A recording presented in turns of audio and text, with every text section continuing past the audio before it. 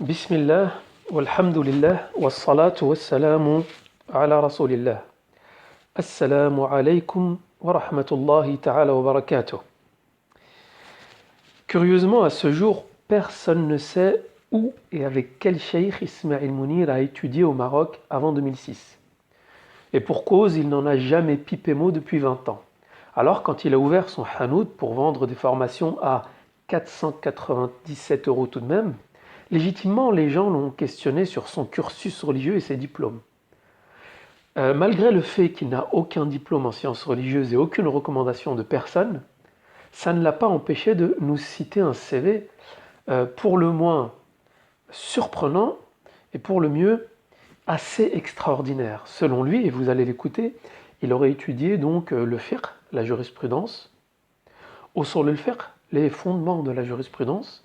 Alors étudier, on ne sait pas trop ce que ça veut dire, c'est un terme assez vague. Il dit aussi qu'il a étudié al-fiqh al-muqaran, jurisprudence comparée, qui serait sa spécialité. Et là, en fait, il tape dans le niveau universitaire, ce qui est assez stupéfiant quand même, voire même au niveau du magistère et du doctorat. Il dit même qu'il a eu le temps d'étudier tout ce qui touche à la spiritualité, donc le dogme, la foi. Les études en sciences religieuses ne lui prenant pas suffisamment de temps, ça devait être un génie. Il a même eu le temps d'étudier la pensée musulmane. Alors il faudra qu'il explique un jour ce qu'il a pu étudier là-bas, dans la pensée musulmane, sans compter qu'il a appris le Coran, qu'il a dû apprendre aussi la langue arabe, puisque quand il est arrivé, il était en francophone. Et donc vous allez l'écouter et retenez bien dans cet extrait que Ismail Mounir dit qu'il a étudié auprès de chouyour, c'est-à-dire de savants, de professeurs. Troisième question, c'est quoi tes diplômes? Alors, j'ai des diplômes dans le domaine profane, et sinon dans le domaine religieux, j'ai envie de dire que mes diplômes les plus grands, c'est mon expérience, mon expertise, mes voyages, tous les chiites que j'ai pu rencontrer, les livres que j'ai pu lire, les livres que j'ai pu étudier auprès de shuyukh, et cela dans différentes sciences, que ce soit le fiqh, usul al-fiqh, ou alors le fiqh al-muqaran, le droit comparé, ou alors également tout ce qui touche à la spiritualité, le droit, la pensée musulmane, et également l'expérience qui est la mienne de terre. Alors bon, je sais que vous voulez des noms tout de suite, chez qui il a étudié, mais un petit peu de patience, la vidéo est courte. Donc vous voyez bien que son CV, il ferait passer certains docteurs en charia pour des lycéens en fait. Ce qui aurait pris 20 ans pour un arabophone, a pris moins de 7 ans pour Ismail, le modeste francophone. Alors, qui sont ces maîtres spirituels qui ont enseigné gratuitement les secrets de la jurisprudence et de la spiritualité à Ismail Mounir pour qu'il puisse faire des formations, des exégèses du Coran, donner son avis dans des questions de jurisprudence et théologique? Sans conteste, Ismail vit une crise de légitimité permanente qui nuit à son porte-monnaie. Et c'est pour sûr l'un des prêcheurs français dans la da'wa qui est les plus décriés. Donc, pour faire taire tout le monde, il lui suffisait tout simplement de faire une vidéo en immersion, comme il aime le faire chez ses élèves. Il aurait pu faire une vidéo immersion chez ses cheikh, par exemple, au Maroc, pour nous faire découvrir ses savants, les étudiants qui l'ont accompagné, les mosquées où il a puisé sa science pendant 7 années au Maroc et nous faire partager cette extraordinaire aventure dans les sciences islamiques. Alors, à 2 reprises, il fera des vidéos, non pas avec ses cheikh ou des amis étudiants, mais avec son véritable ami et animateur radio, Philippe Robichon. Que l'on m'explique en quoi Philippe Robichon peut aider à convaincre les gens que Ismail Mounir est compétent dans les sciences islamiques. Alors écoutez-le devant son ami Philippe. Je vous laisse l'écouter en train de clamer à qui veut l'entendre qu'il a étudié 7 ans au Maroc. Moi, la légitimité ou le savoir, je le tire de 7 ans que j'ai passé au Maroc, où je me suis assis dans différentes mosquées, auprès de différents enseignants, où j'ai pris des livres, où j'ai étudié des livres. J'ai étudié des différents livres dans différentes matières. Puis par la suite... Je vous sens impatient de connaître ces cheikh. Donc c'est la dernière partie. Alors qui sont ces cheikh? On y arrive. Aujourd'hui, vous le savez, avec Internet, le monde est un petit village. Et pendant très longtemps, il était difficile d'aller vérifier d'où viennent les gens, où ils ont étudié, etc., parce que nous n'avions pas les mêmes moyens de communication qu'aujourd'hui. Mais aujourd'hui, maintenant, bon, malgré nos modestes moyens, avec nos modestes moyens, pardon, nous n'avons trouvé aucune personne connaissant Ismaël Mounir dans les sciences religieuses. Ni cheikh, ni savant, ni étudiant. On dirait que le Maroc ne l'a jamais vu passer dans ce domaine. Mais le travail paye et finalement, nous avons retrouvé une vidéo qui se trouve sur Dailymotion pour ceux qui veulent la consulter. Une vraie pépite d'il y a plus de 10 ans. On y voit Ismaël Mounir avec 10 ans de moins, modeste, loin du pognon et de la notoriété des réseaux sociaux. Il y répond notamment à une question lancinante sur son CV et son parcours pour devenir prêcheur. Et comme vous allez le voir, les francophones sont souvent impressionnés par les prêcheurs qui prennent la parole dans les mosquées et qui laissent percevoir qu'ils sont des personnes ayant un cursus solide et ayant fait des études assez extraordinaires.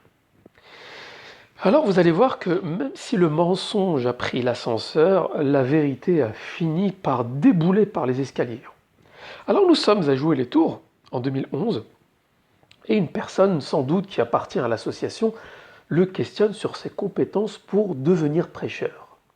Et donc Ismaël Mounir va logiquement, donc normalement, nous parler de ces magnifiques études qu'il a faites au Maroc avec ses cheikhs. Nous sommes bien en 2011, plusieurs années avant qu'il nous ait déclaré son flamboyant CV. Je vous laisse l'écouter. Est-ce que tu peux nous faire part un petit peu de ta fonction, ce que tu fais un petit peu, puisque tu viens de Longjumeau, en région parisienne.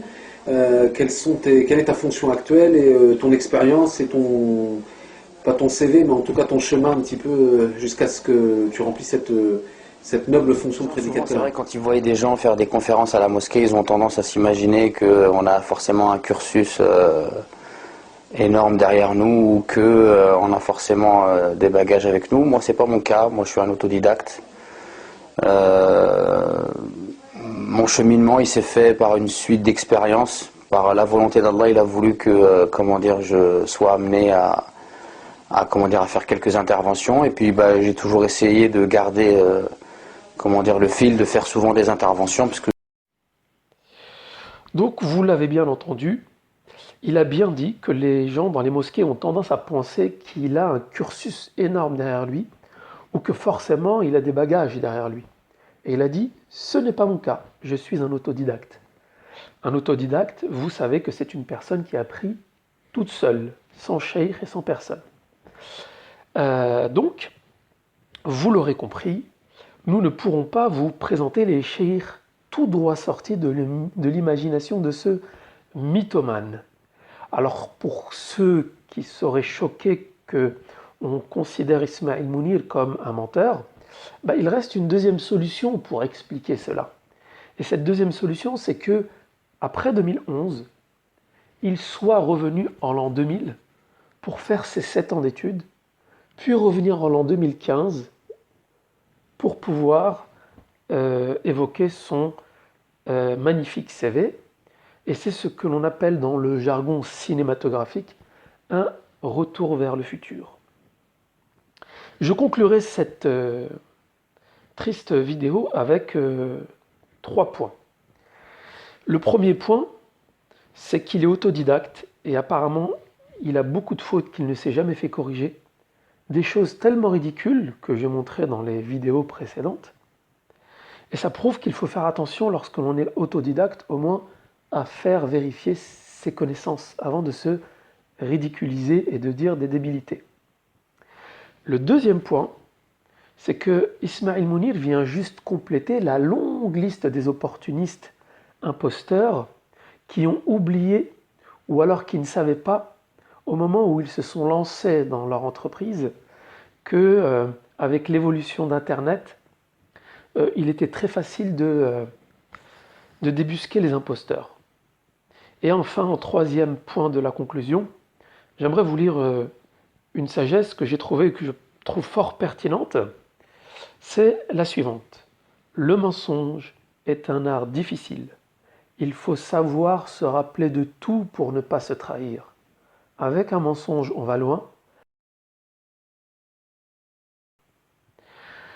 Donc voilà, cette personne est un autodidacte qui a appris nulle part et soudainement, son CV s'est mis à fleurir sans personne pour venir le confirmer. Donc il y aura d'autres vidéos qui vont suivre puisqu'apparemment, après la période du confinement et du Covid, il est en train de passer à la vitesse supérieure. Et donc je pense qu'il y aura un petit peu plus de vidéos selon notre temps disponible. Qu'Allah Azza wa Jal nous préserve ainsi que les musulmans de tels personnages et qu'il nous préserve de telles déviances parce que personne n'est à l'abri de tomber dans l'égarement. Subhanak Allahumma wa bihamdik nashhadu an la ilaha illa ant nastaghfiruka wa natubu ilayk. Allahumma salli wa sallim ala nabiyyina Muhammad wassalamu alaykum wa rahmatullah.